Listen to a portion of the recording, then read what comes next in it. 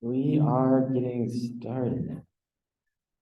Welcome, everybody, to the April edition of the Forest Park Southeast Neighborhood Association meeting. Today, we have a lineup of speakers. Before we get started, ground rules, as always. Enter your questions in the chat if you're online. If you're attending in person, please raise your hand to speak so we can provide the mic. No interruptions, and please behave with common courtesy. On the agenda for today, we have crime and safety from Officer Walker. Our guest speaker is Andrew Weil from the Landmarks Association of St. Louis. He'll talk about the association, preservation, and some projects that they've been working on. We'll have some ward updates from Michael Browning.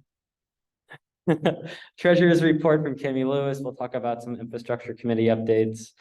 And then some community news and updates, lots of fun stuff happening. But before we get to all of that, I'm going to turn it over to Officer Walker with any crime and safety updates. Yeah. Hello, everyone. I'm Walter. You guys have met before. Quick update. We have some changes going on in the department.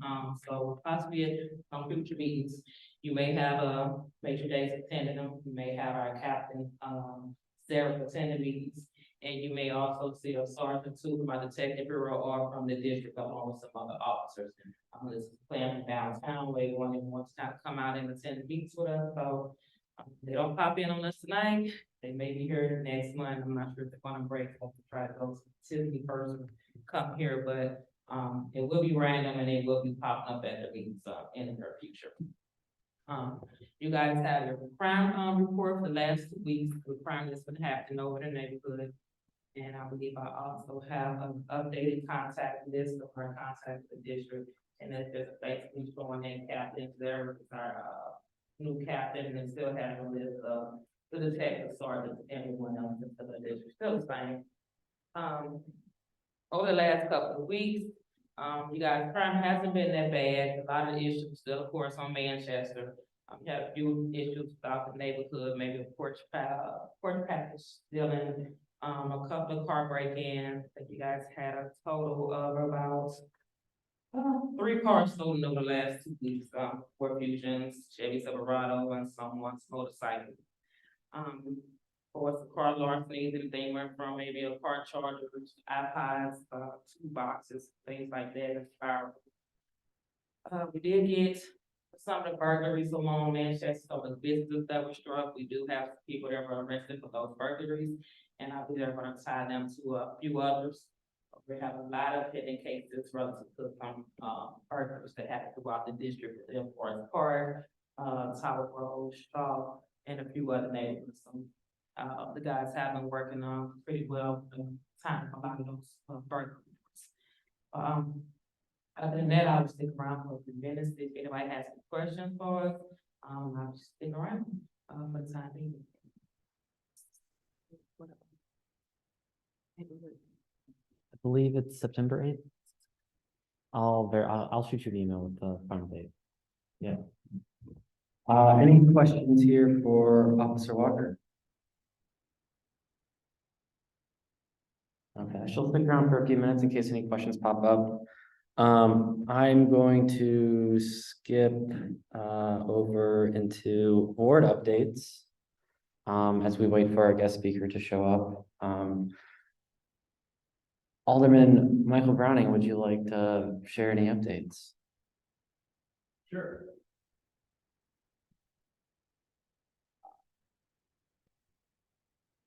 Good evening, everybody. Honored to join you tonight as your newly sworn in alderperson.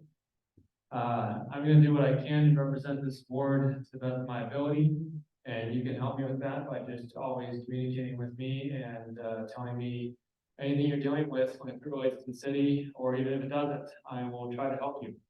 My goal is to be as responsive and representative as possible.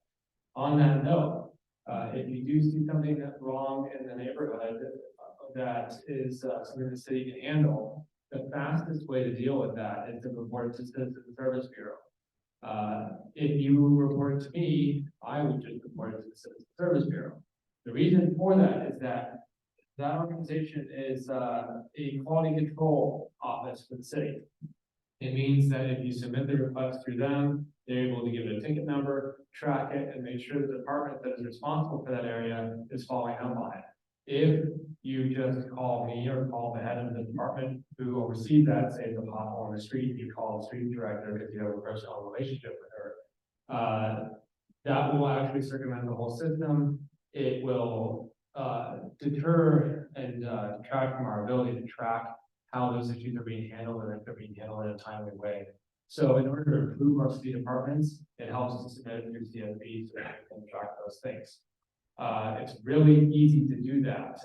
You've probably seen me singing their praises for years because that's how easy it is. You can tweet them, SDL, CSV. You can also call them. I did not compare with the slide minute, but Got you. there, the fans amazing.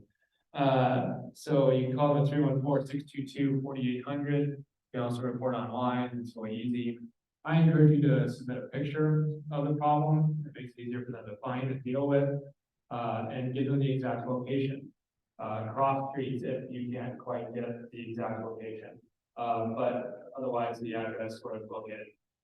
Other than that, the update for the city, we just had our first board meeting of the year.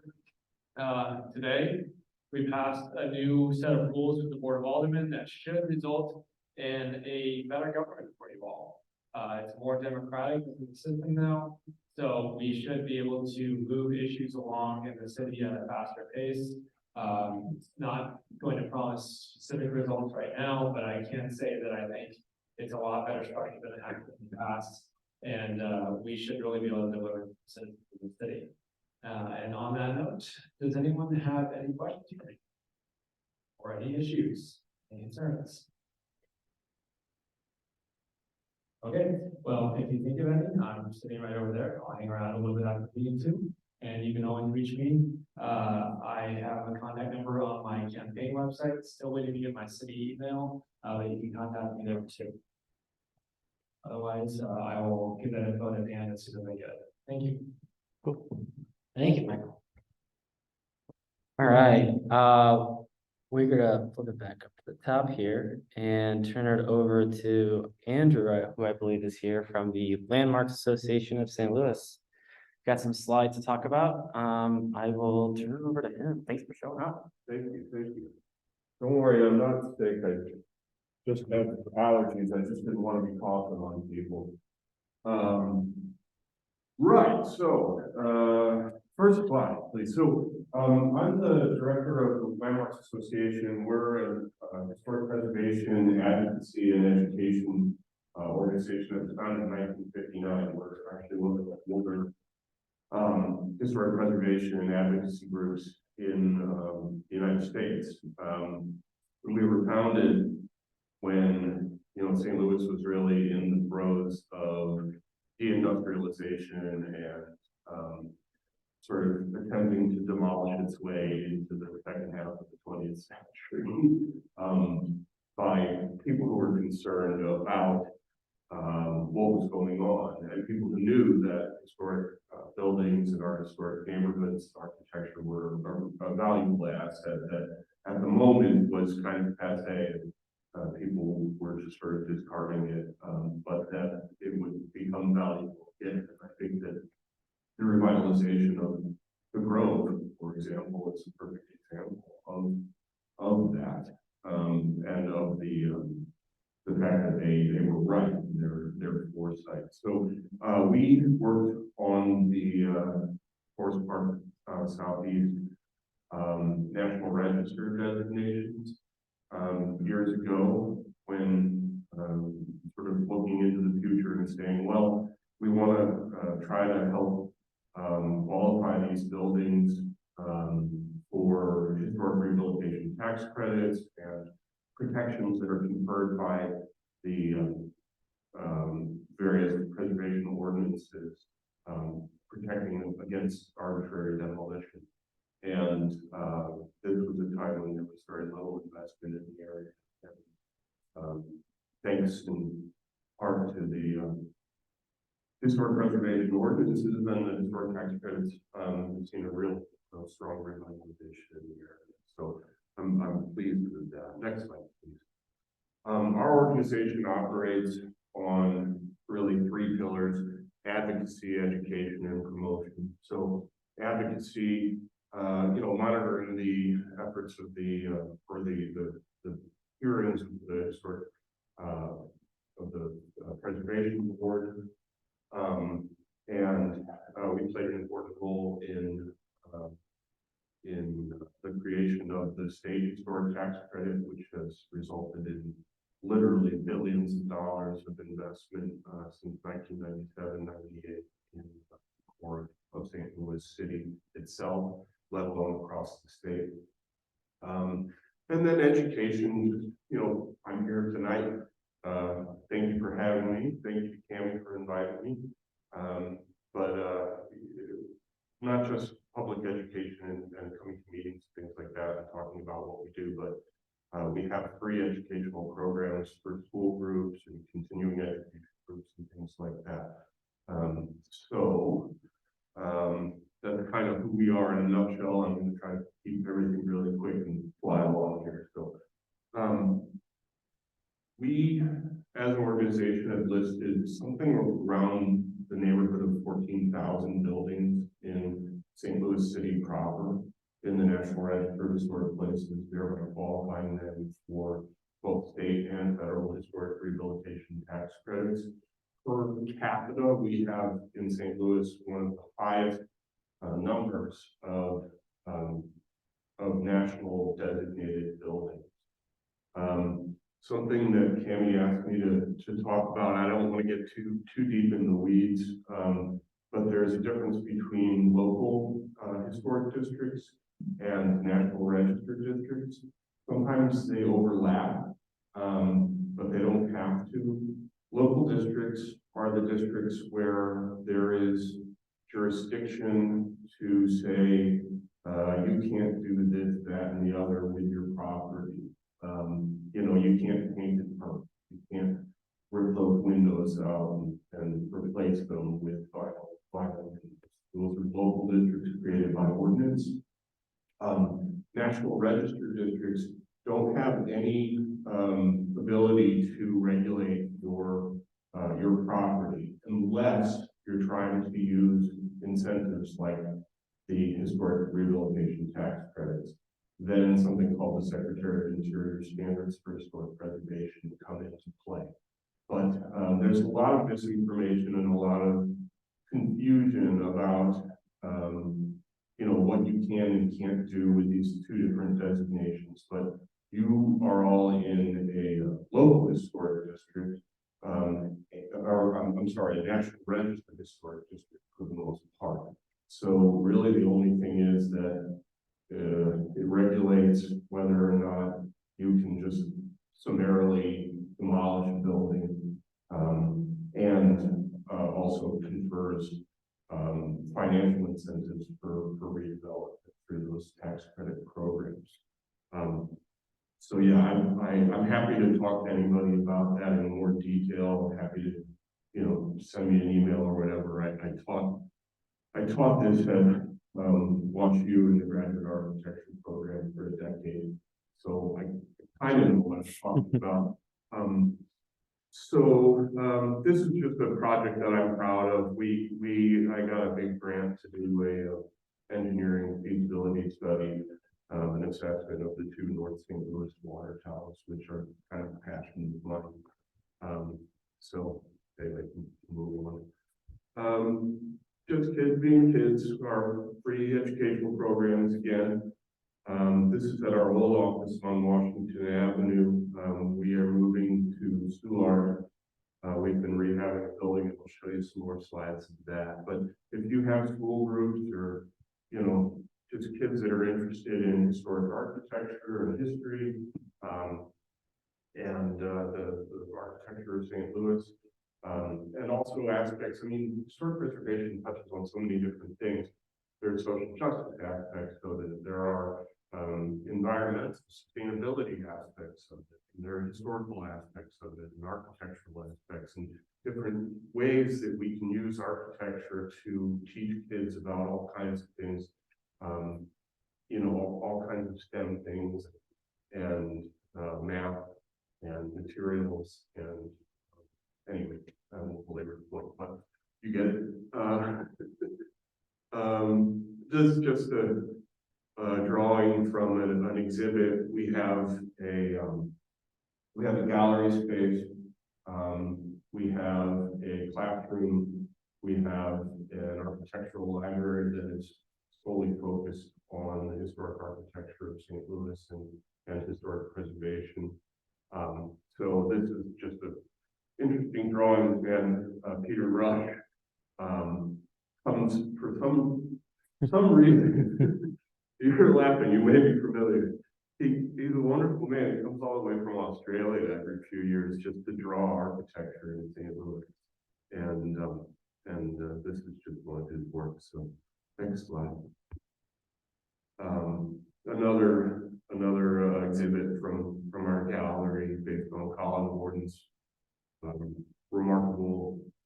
remarkably dense book. Mapping Decline. If you're not familiar with it, maybe check it out. It's an interesting outsider's take on some of the underbelly of some of our development history. Next slide, please. Another exhibit we did, photography of vacant school buildings in St. Louis. The schools are a real passion of mine and our organization in general. We have such incredible pedigree of educational architecture here in St. Louis, and we squander it, frankly, so much of it. And that's something that we have really, as an organization, have worked really hard to work with developers and work with famous public schools to put these buildings back into productive use, and had some success. I would say limited success. Anyway, I won't belabor that point either. And then just sort of general tourist opportunities for people to see rehabs in progress and successful rehabilitations, and just opportunities to get into interesting buildings around town. Our organization has, fortunately, an ability to open a lot of doors. So if you're ever driving down the street and you see some buildings, oh yeah, what that is or what it looks like inside, you know, never hesitate to reach out. We're working on a bunch of slate of tours for May and June right now. May is National Preservation Month, so you know, always looking for ideas about, you know, where we can open a door and let people in to see things. Next slide. This is the most enhanced awards from a few years ago. Every year since the mid-90s, we have honored excellence in historic rehabilitation with an award program. This year it will be June 14th at the 9th Street Abbey, which is across the street from our new the rehab that we've been working on since 2019. So it'll be sort of a, you know, cross-pollination, but just, you know, St. Louis gets so much bad publicity. Our politicians and not our politicians, but our journalists and our newspaper always likes to look at bad things, it seems. And but there's so much, as you know, there's so much investment going on, so much rehabilitation, and so many of these projects are just so transformative. Probably many people in this room have been involved in taking a building back from the brink. I know I have, and it's sometimes a thankless endeavor. So this is an opportunity to thank people and to recognize the incredible work, including a building like this, which was almost torn down. And now it's such a functional and beautiful space for the neighborhood. So just recognizing that. So next slide. This is an example of people, I'll go to the preservation board and testify, and someone will say, well, this building's gotta go because it's too far gone. And, sometimes, I don't believe that every building has to be brought back from the dead. I think that there's a time and a place for modern architecture, contemporary architecture. But it's important that we respect our history and our past, but also that we pay close attention to what trade-off is being made. What are we replacing with what? So this was the building in Carondelet at Steins and Water Street. There's probably only, I'd say less than 20, 25 stone buildings, mid-19th century, early 19th century stone buildings, and most of them are in Carondelet. And this thing sat like this since the 1970s. And really thought it was just going to disappear, but the quality of the stonework was so strong that it just stayed there. And next slide, it came back. It was restored and was beautifully brought back to life. So, you're at the preservation board or talking to the cultural resources office, and you've got some developers saying, this building is worthless, it's junk, we're never going to be able to do anything with it. I like to pull these cards out of my pocket every once in a while, because I think this is really inspiring to me, an inspiring restoration. Next slide, please. This is another little project we're working on right now. There was a fire on Vermont Avenue last spring that melted all of the siding and stuff off of this little house, and inside revealed a log cabin. And those are pretty rare, pretty unheard of in St. Louis City. So this is a very, very early building. Next slide. Next slide. So you can see the hewing axe marks and the V notches.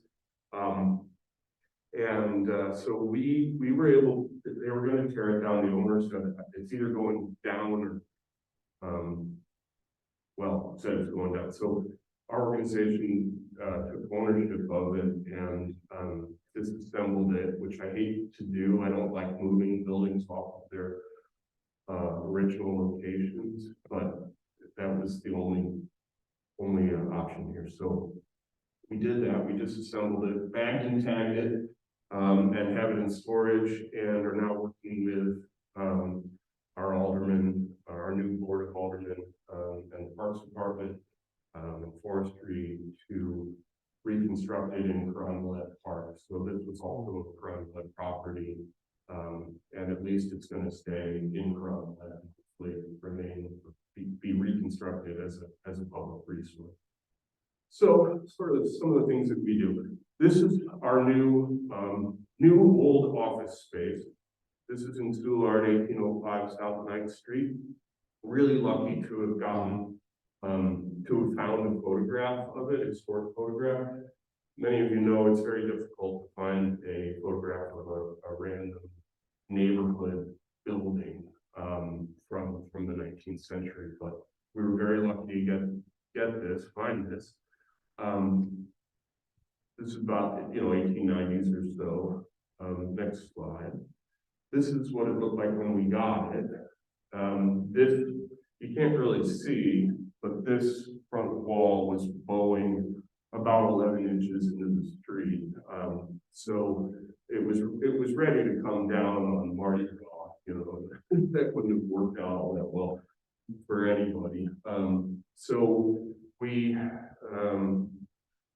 decided that this was going to be a good deal for us. It's been kind of a heavy lift. We're not a big organization. We're not a wealthy organization, but we decided we need to put our money where our mouth was with regard to this. The whole complex was built before the Civil War. It's on the 1858 Palmetary map. And the little rear building is referenced in a deed that was signed by Ulrich Soulard. And so the little rear building, there's a lot of architectural aspects of it, but also that deed indicates that it was almost certainly built by the Soulards, or possibly more accurately by the Soulards' servants or slaves out on their lands that now are known as the neighborhood. So next slide. We had to take that entire facade down and put it back up. This is the original section here, which is all ledge stone. It would have been a one-story, one-room cabin, probably for the workers to stay in while they were out on the lands, you know, collecting firewood, you know, collecting stone, building materials, walnuts, who knows, checking on the cows, checking on the hogs. But then the cabin, the building evolved between probably late 1830s and at least 1857 into what we have today. But it had been abandoned since 1979 when we took ownership, and we've been working on rehabbing it ever since. Next slide. This is our green roof. It was really, really rough. You know, I've been in a lot of rough buildings, but this one was really, really rough, but we wanted to save it. So next slide. This was one of the chimneys on the south side. It collapsed. This is actually the wall of the building next door that you can see through the collapsed chimney. Next slide. That's the basement. Next slide. That's the big sleeper that's holding up the second floor after we pulled off the primary elevation. So automatic. Next slide. But here it is today. This is not too old of a picture, maybe 2 months, but we used the historic photograph to really restore the elevation, really a restoration rather than a, you know, rehabilitation. The rest of the building is a rehab, meaning it's been sort of modernized to fit current needs, but this was restoration. And we have these beautiful operational shutters built by a local craftsman, Alexander Matan, who, if anyone's looking for shutters, he's your man. We put a shake roof back on the thing based on the photo, but also based on the structural evidence inside. There are these giant gapped sheeting boards inside. There's no structure, there's no dimensional lumber in this whole building. It's all, everything is different sizes. The sheeting boards inside the attic, some of them are close to 30 inches wide, but they're gapped, indicating that it was a shaped roof originally, which people don't really think about with St. Louis historic buildings. They always think slate or flat, but the really old ones were shake. And anyway, next. So we have a young friends group, the Urbanites, is what we call them. They have a lot of get-togethers, you know, getting together at different historic places around town, mostly drinking. But public service as well. We have a cleanup at Greenwood Cemetery in North St. Louis coming up. Actually just met with the market master down at Soulard, Bob Ray, the other day. And we just walked around and he was just like, there's so much deferred maintenance, this, that, and the other, and the city isn't really helping them with that. So we're going to round up some volunteers and get down there and hopefully put some lipstick on the pig. Next one, please. Yeah, just another Urbanites gathering. Next one. This is a panel discussion with a bunch of architects, Matt and Mitchell. So if these, types of activities are interesting to you, please, consider attending or paying attention via, social media or website or preferably joining the organization. We are membership supported largely, and it's very affordable. It's $45 a year for a basic membership. So if you care about historic preservation and having a voice for an advocate for sensible redevelopment and preservation in St. Louis, we really appreciate your support. Next. Oh, and just a final, I don't know if anybody's been in the Scholars at Earthbound Brewery on Cherokee Street. So cool. They spent like a year and a half excavating the old Cherokee Brewery cellars / cave down there by hand with a conveyor belt and shovels. And so, it's just sort of like behind the scenes things that we can kind of get into and our nerdy historic architecture folks like to see. So I think that's my last slide. Yeah. Okay, well, if anyone has any questions, let me know. I know I probably went a little bit over time. I apologize for that. No. How can people learn more or sign up to be part of the organization or? Just check out, just Google Landmarks Association in St. Louis or,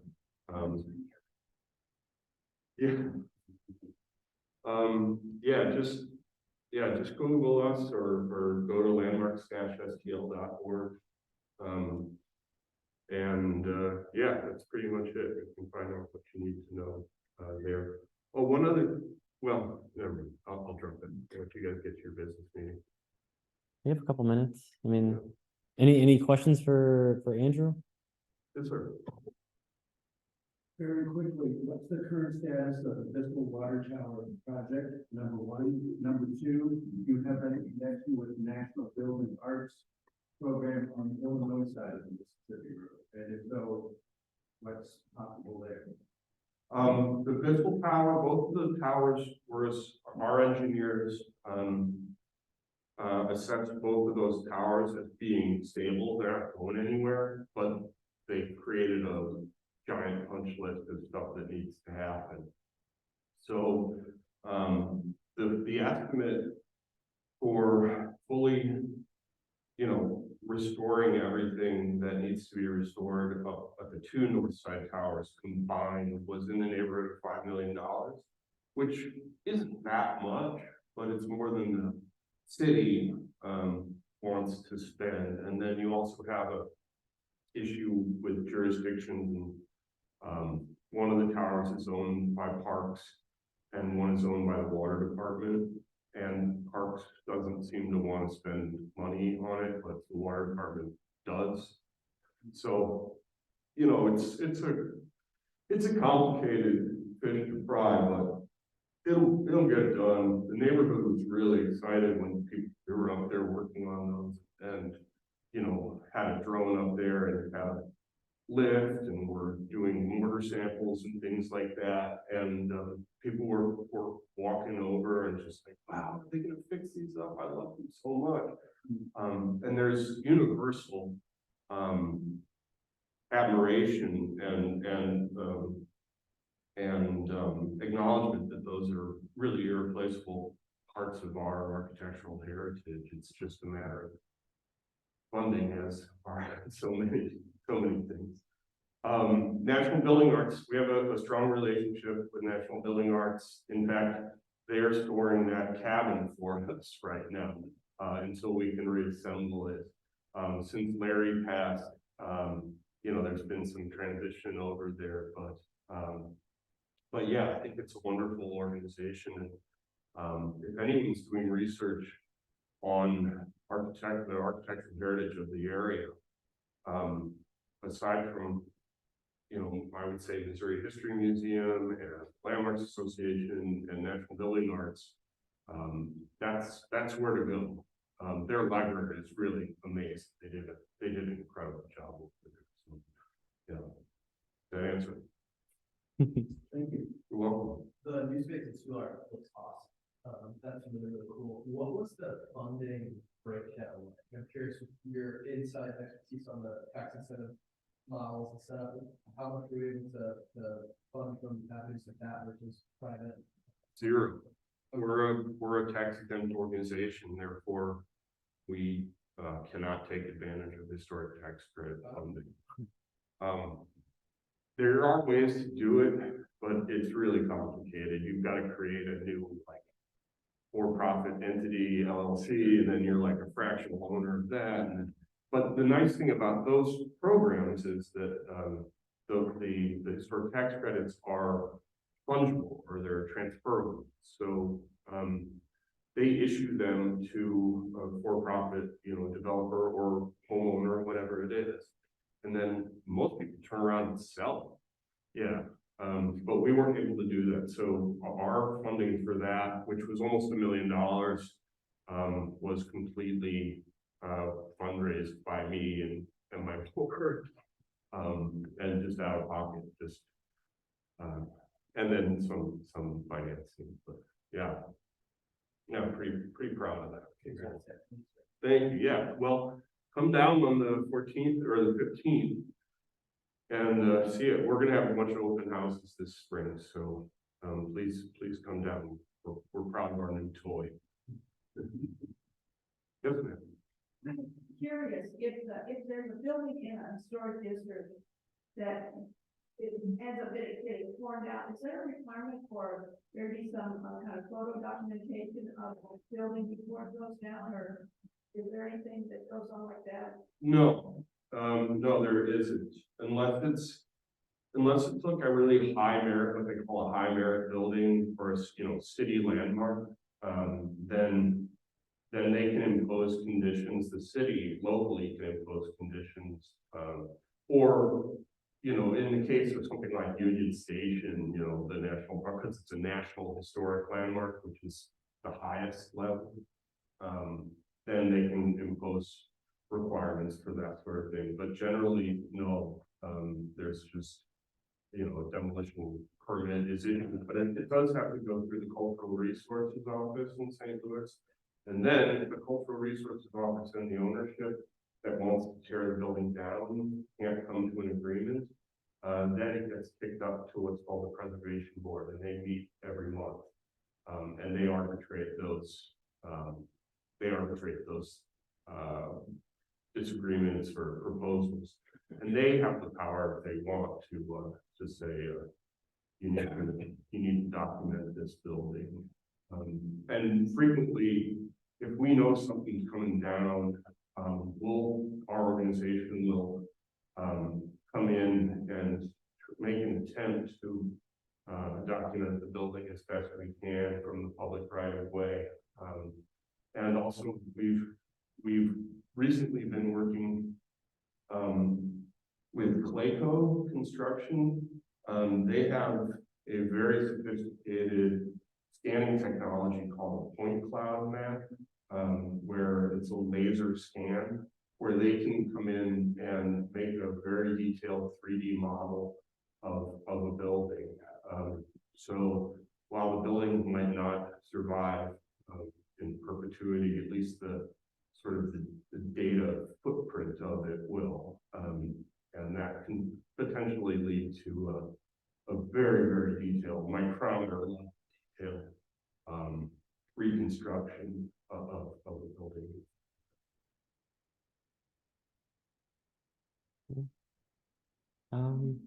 Any other questions? None in the chat here, so. Okay, good enough. Thank you. I appreciate it. Yeah. Thank you for coming. All right, moving on here, we're gonna jump over to the treasurer's report from Tammy Lewis. Tammy, come on down.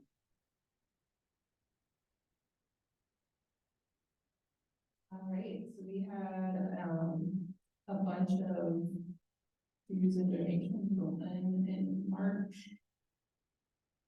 This is combo of them. But, you can see We had 180 dues and donations. Our Zoom cost went up by $1. So we're being charged $15.99 per month.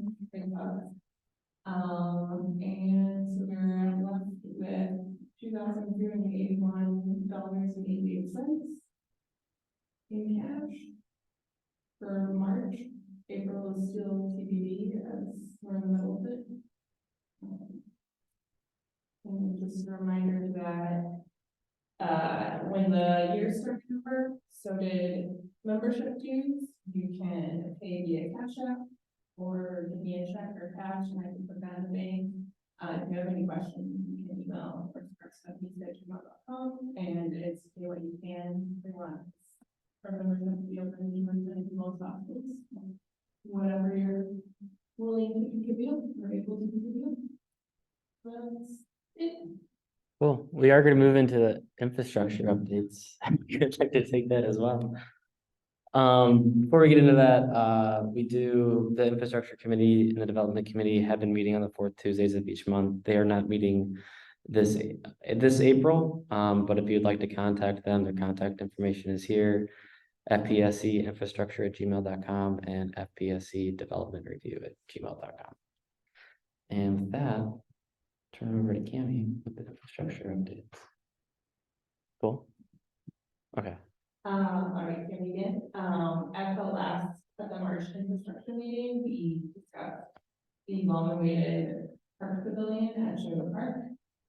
Determined what, a size, location, and style of the park pavilion with those present.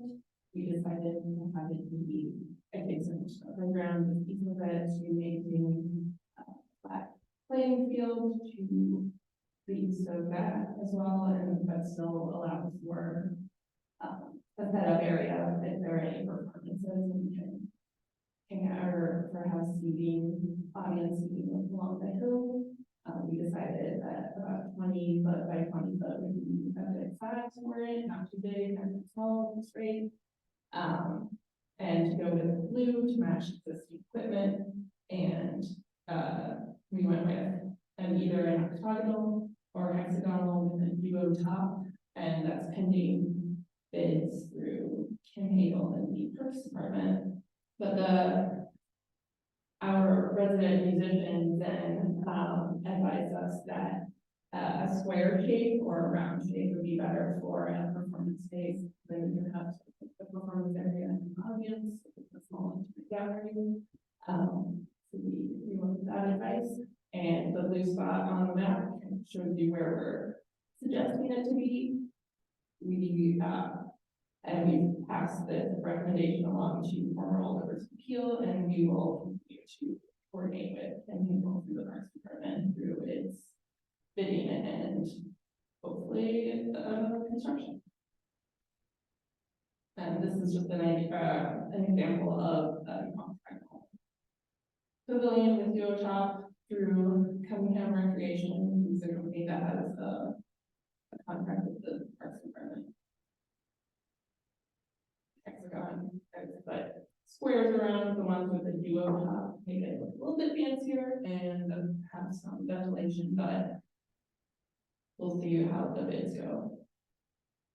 And this is the talked about. And I think the rest are just other examples of what it might look like. The Parks Department have one year. So the Alderman Keel had advocated for $17,000 for the pavilion, 30,000 of which will go towards installing the electrical, and so there's $40,000 for the pavilion itself.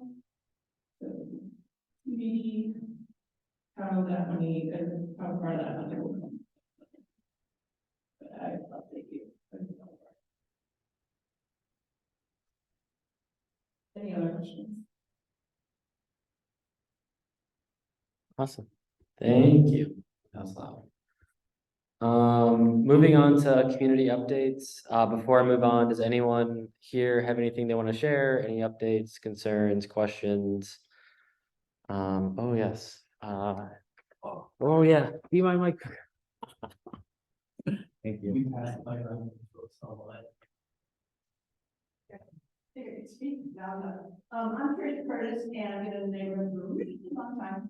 But, during that time, my work has been to, direct Montessori school. So, I found the city garden, and I'm working now at another school, Chouteau Park Montessori school, that's located over in the Shaw neighborhood. We are really looking for a new location, so I just wanted to put that, I don't know how the demographics have changed in the neighborhood over the years. There used to be the Jillian kids, then the number of kids went down, but lately I seem to notice a lot of people pushing strollers, and our program starts at age 2. We're kind of looking for another location. So if anybody has any ideas, our location now is pretty close to the water tower on South Grand. We want to be within 2 to 3 miles, no further than 3 miles from that point. So I think the most critical thing for us is a church building, because many of the churches have space that they're not using, and it sometimes has the characteristics we're looking for. So if anybody has any thoughts, I'd really appreciate hearing from you. You want to rent or buy? We can't afford to buy, no, but we've got a couple churches. We're looking at St. John's Episcopal over on, Arsenal. We have a tour on Friday. But we have some very specific requirements about bathroom and outside space and a couple other things. So it's really difficult to find. And generally, the churches, we can get a pretty good rent, because part of our mission is always going to serve kids who don't really necessarily have a lot of money. So we want to keep our rent to a minimum so that we can. So anything rehab is probably, I would guess, would be out of our range unless there was a philanthropic person in Cortez. But I do feel like the neighborhood seems like where there's a lot of young children. I know that some of you may have heard on NPR this week about this area is down 1,000 licensed daycare spots. So I know that there are parents that are really struggling to find somebody to do their calculations. So Montessori, best. Okay. What's your contact info? You want me to, well, you can reach me at TRISH UITA 1952 at Gmail. Thanks. Thank you so much. I would love a Montessori school. Cool. Any other questions, comments, concerns, before we move on to some community updates? Yeah, My 2 children were both grown now. Went to Trish's Montessori school when it was on Newstead, and before that, I was across the street. Yeah. In a former tavern, so I'm flexible about whatever it is. Churches, Adams, the space. Thanks. awesome. All right, community updates. Park Central has their stay in place program, over on the right here. You see their current programming and stuff that's upcoming. So mortgage assistance, water and sewer assistance, HVAC cleaning program, real estate tax assistance, senior cleaning service, minor home repairs, seasonal exterior maintenance. If you know somebody who needs the help or questions on how you qualify, you can reach out to Park Central at 314 535 5311. We also have some neighborhood cleanup events coming up. Every 4th Saturday of the month at 10 a.m. we meet at Manchester and Newstead and clean up a different area of the neighborhood each month. Last month we cleaned up, what was it, along Swan and Norfolk, I believe. This month we meet not this Saturday, but the next Saturday on Earth Day, and we'll probably clean up another section of the neighborhood. Bags and gloves are provided. It's always a good time to meet your neighbors. weather's nice, and it's pretty therapeutic to, clean up all the trash and just be out in your neighborhood and see everybody. Often people stop you and say thanks, and it's quite rewarding. Feel free to suggest an area or if there's another alley that, let us know ahead of time, because it's an alley, we can have shovels and stuff. We haven't done any alleys yet, but that could be an all-day event right there. True that. We're also doing some flower planting. I know we have folks in here who are excited about the flowers and are dedicated to watering them as well. So we will meet on Saturday, May 13th at 10 a.m. at Tower Grove in Gibson. I don't know if we've outlined any locations to plant any flowers or if that's still up for consideration. Consideration, I was just thinking that the things like the areas that you planted last year, but. Okay, yeah, so we had plants planted at Oakland and Tower Grove and then, or Newstead, Tower Grove and Newstead, and then I believe Gibson and Tower Grove had some flowers planted there as well with that local garden area. So, He's already planted those single mots at the end of Oakland. really? Those are daffodils. They'll be gone. The daffodils will last for like a couple weeks. Okay. So ready for miracles, which we will. We have. And what are you gonna do with all those But they're not. daffodils? You want to store them in your basement? You know what, we could plant them elsewhere, we could move them and plant them elsewhere, or people could. I was wondering about what to do with them. We could leave them there and just add more dirt on top of them. If you have ideas, Well, if I was- okay, If we could get water to that sign with the daffodils from the Chouteau Park. We could plant flowers, good. but there's no water. We could maybe talk to the owner of, With the juice place. yeah. I can drag a hose. Love it. Another event we have coming up is de-volcano mulching. You might be like, what is de-volcano mulching? That sounds awesome. Actually, it's terrible.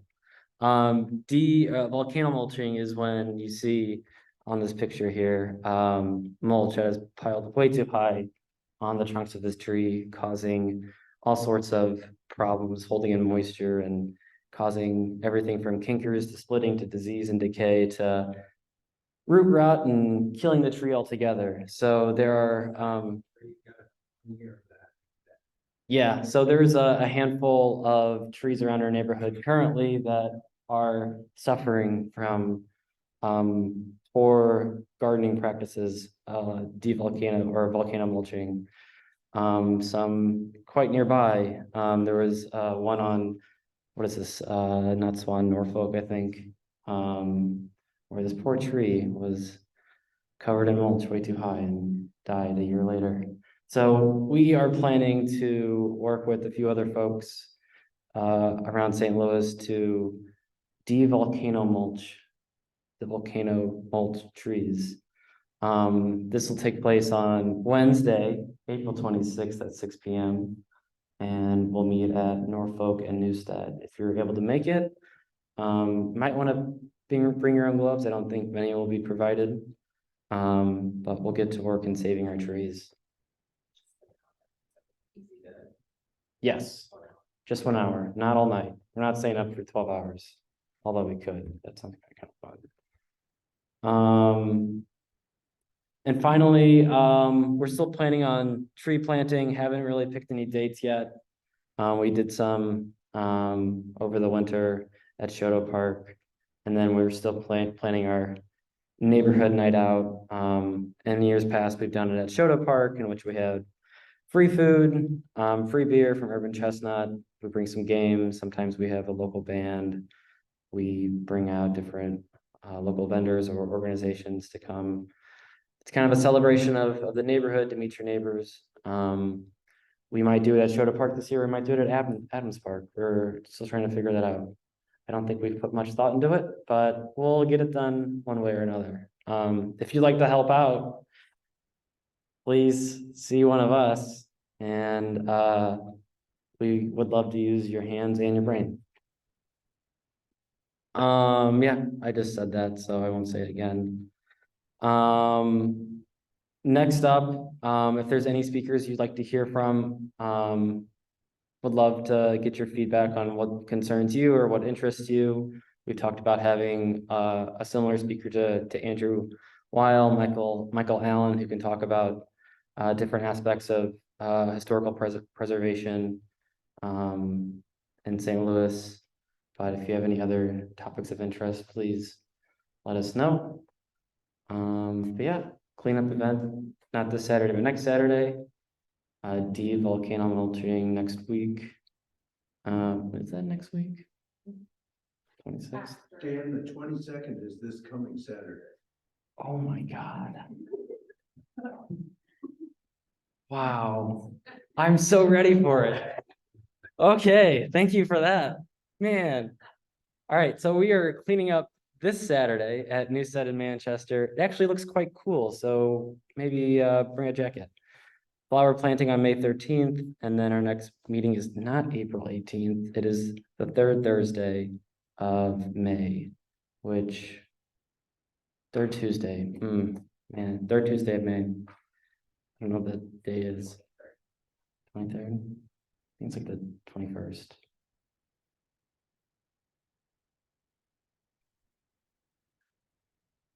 What do you got? 16th. All right, May 16th is the next meeting. We'll see if we can get Michael Allen out here. We haven't contacted him yet, but that's all we got. Anything else? Going once, going twice. Yeah. I believe the next trash for trees is the 20th, which is the this Thursday, 2 days.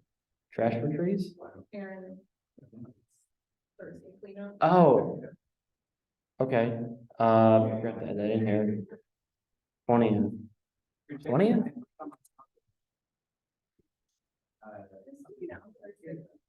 Oh, okay. But it can kill us. Yeah, I think I'll be there Saturday. Okay. Thank you for that. All right, any other questions? All right, folks. That's all for now. See you this Saturday, right? Right? Yeah, there we go. All right, take it easy, guys. This is-